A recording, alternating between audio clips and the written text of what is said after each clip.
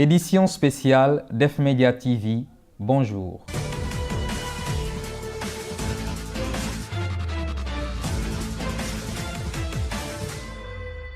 L'Association des ingénieurs de l'école Mohammedia a organisé ce samedi 10 mars un séminaire sous le thème « La finance participative, un moteur d'accélération économique » à l'hôtel Hyatt Regency de Casablanca. Plus de 360 participants ont pris part à cet événement qui a débuté à 10 heures. Le panel a été suivi de 2 ateliers. Financez vos projets personnels comme thème pour le premier atelier. Financez vos projets entrepreneuriaux et investissements pour le second panel.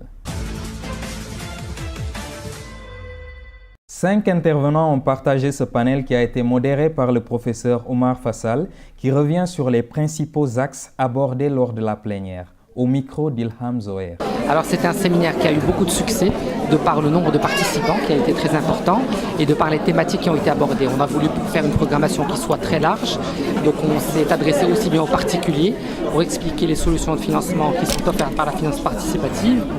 On s'est adressé aux entrepreneurs et investisseurs pour expliquer quels sont les outils de la banque participative qui leur permettent de financer leurs investissements. Et on s'est adressé aussi aux formations et aux carrières qui s'offrent aux nouveaux diplômés dans ce secteur-là qu'est la finance participative. Donc un succès important de par le nombre de participants et de par la diversité des profils qui ont participé et de par les largesses, je dirais, la largesse des sujets qui ont été abordés. Il y a un intérêt qui est sûr et qui est certain sur tout ce qui tourne autour de l'écosystème de la finance participative. Ça connaîtra un succès important. Alors on a essayé de discuter avec nos intervenants des perspectives. Il y a des optimistes, il y a des pessimistes. La réalité sera sûrement entre les deux. Nous aurons un développement de la finance participative.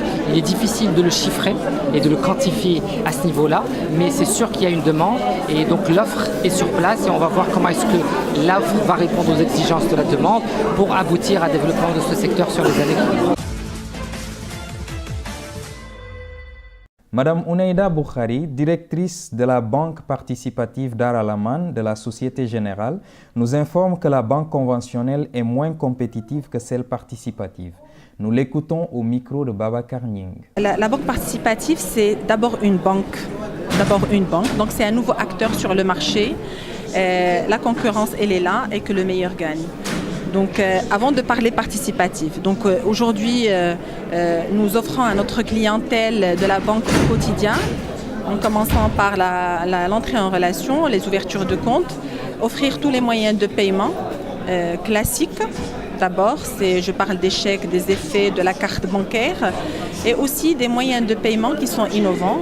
Aujourd'hui, Dar Al-Aman, elle a sa propre application de banque internet et aussi du mobile.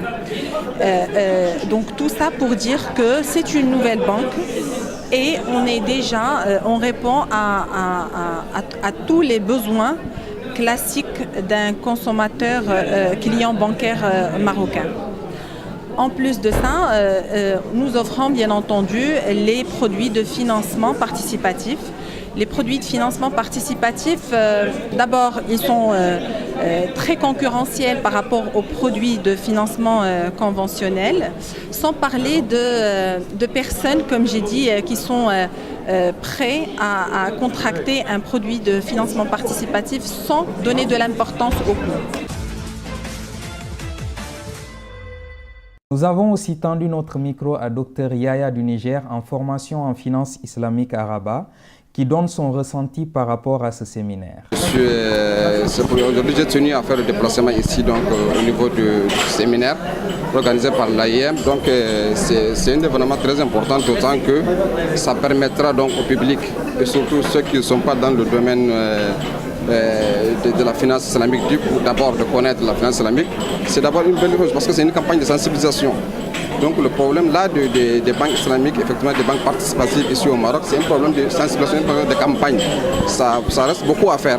Et aujourd'hui, c'est une opportunité effectivement que les étudiants des ingénieurs de l'école Mohammedia, des ingénieurs ont donné à tout un chacun de comprendre et surtout de faire des opérations de simulation.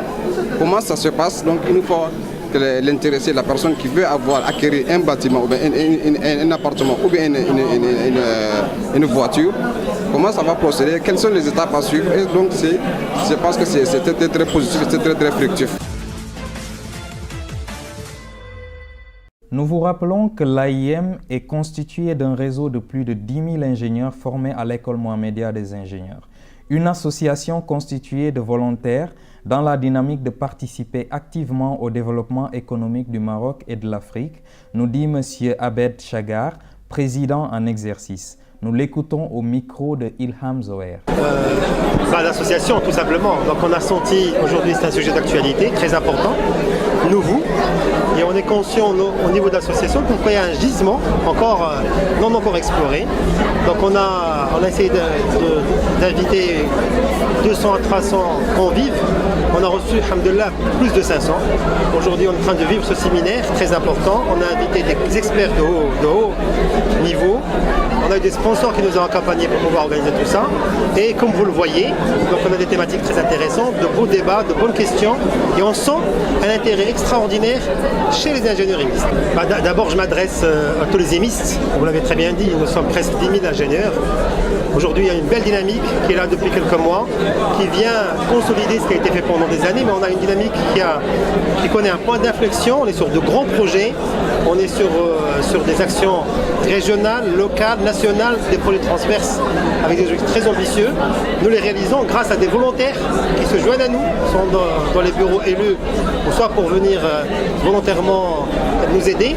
Je m'adresse à tous les émistes aujourd'hui de s'impliquer dans cette action-là, parce que c'est pour eux, et c'est pour les futurs lauréats, et aussi pour le Maroc.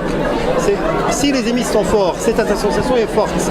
Si les ingénieurs émistes qui sont partout dans les postes politiques, postes des grandes entreprises privées, dans le juridique, le fiscal, le financier et l'industriel sont forts, c'est le Maroc qui en sortira très fort. Et j'interpelle aussi toutes les parties prenantes autour de nous pour venir nous aider, nous soutenir dans ces actions, parce que, in fine, nous voulons servir notre pays, le Maroc. Pour l'instant, comme on est vraiment en reconstruction, j'allais dire, nous préférons consolider autour des émistes d'abord.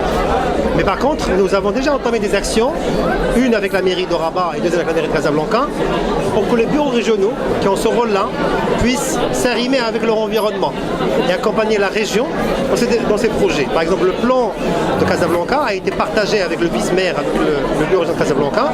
Et on a créé des ateliers, on a débattu et on leur a proposé des feuilles de route. Donc nous jouons ce rôle-là pour les émistes, mais nous le jouons aussi pour notre environnement, parce que comme j'ai dit, pour nous ce qui est important, donc in fine, le plus important pour nous, c'est le Maroc.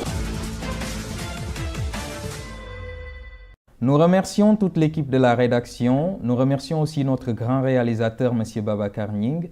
Merci de nous avoir suivis et restez connectés sur votre web TV, Def Media TV, la voix de la diaspora.